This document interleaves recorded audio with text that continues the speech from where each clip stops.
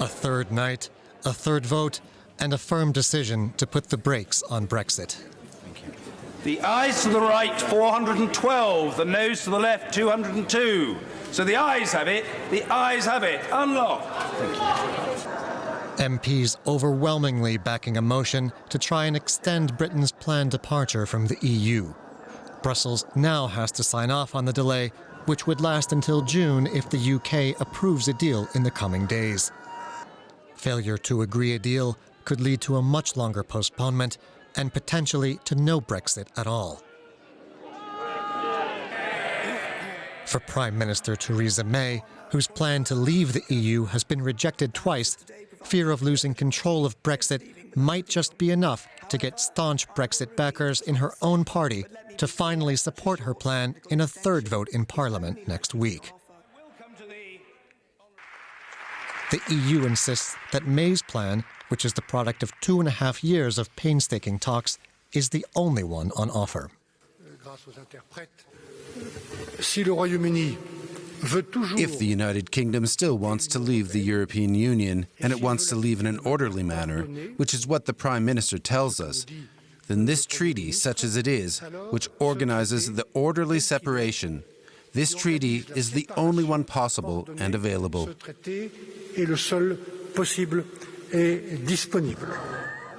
On the streets of London, people on both sides of the debate vented their frustrations.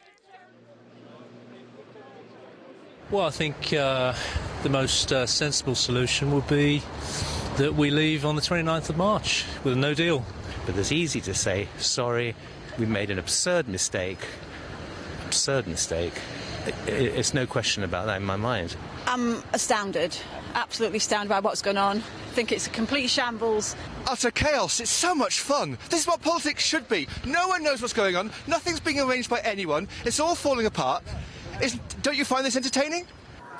Scrambling for a way out of the country's worst political crisis in decades. 2.5 years after voting to leave the EU, it will now be up to Brussels to decide if they want to help Britain make a clean break with the bloc. But how long might that clean break take? Joining us now is DW's Bagot Moss in London and Bernd Riegert in Brussels. Good morning to both of you. If we could start with London and Bagot, what do lawmakers, Bagot, want to gain with this extension? Well, lawmakers know that they're really at the end of the road, and in 2 weeks' time, the UK would crash out of the European Union if no solution is found. So there's really a necessity for Parliament to just do something. They can't really agree on any way forward, and they just had to just agree on this one thing, which is to ask the European Union for one extension, because Theresa May is trying one more time to get a deal through Parliament. That's going to be next week. She's got one more chance, but she can't bring all the Brexit legislation through Parliament in 2 weeks' time, even if a deal passes. So no other choice, really. OK, Bernd in Brussels now. The EU's Donald Tusk is saying he's open, quote, to a long extension to give Britain time to rethink what it wants. Is this an indication that Brussels believes it's possible to keep Britain inside the European Union? Well, as it stands now, this would be, of course, wishful thinking. The Brits want to leave the EU. This is the common sense here. Tusk is trying just to open another window of opportunity, maybe to think about a second referendum or something that might change the course. But realistically, there will be a question for extension at the next leaders' summit here in Brussels, and the leaders will grant this extension. That is for sure, because they don't want to take the blame for a crash-out Brexit or whatever comes then. So Mrs. May will get the extension until 30th of June, most probably, to try then either to implement a deal or to find another majority for a deal with the EU. Of course, the European elections are coming up then, and this is very difficult to extend the extension after the 30th of June, because the Parliament will constitute itself in the first week of July.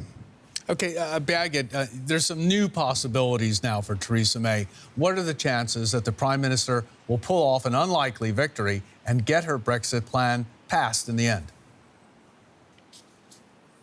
really an unlikely victory because her deal is really hated. It's hated, of course, by those who want to remain in the European Union because it falls behind the deal that the UK has now with all its opt-outs. But it's also hated by those who really advocated for Brexit because in their mind, Theresa May's deal just locks the UK too much into the European Union also in the future. And this is why they cannot unite behind a deal, or they could not so far. We've heard in the last days that some of those who were more on the right wing of the Conservative Party, who opposed the deal, they might just change their mind because they know if it doesn't get through Parliament one last time next week, then anything could happen. It could be a longer extension, like Bernhard has mentioned. It could be a second referendum. The Brexit vote might be overturned, so they might not want to run that risk. That will be decided next week in yet another crunch vote here in London. Bernd, the EU, for its part, has so many pressing issues right now. Migration and security are just two of many. How much is the focus on Brexit preventing Brussels from moving forward with its own agenda? Well, of course, Brexit is overshadowing most of the summits and discussions here in Brussels, and there's a kind of a Brexit fatigue. You can sense it here in Brussels. There are some people that say just push them over the brink and let's get over with it.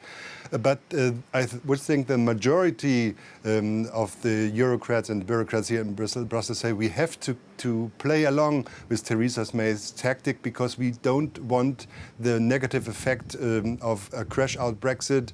We have to manage the Brexit and just give the Prime Minister what she wants. We have to run around in circles, as we did in the last 2 years, and just sit and wait what the British will do. OK, so time is of the essence, both in Brussels and in London. Many thanks this morning to Bernd Riegert and to Birgit Maas there in the British capital.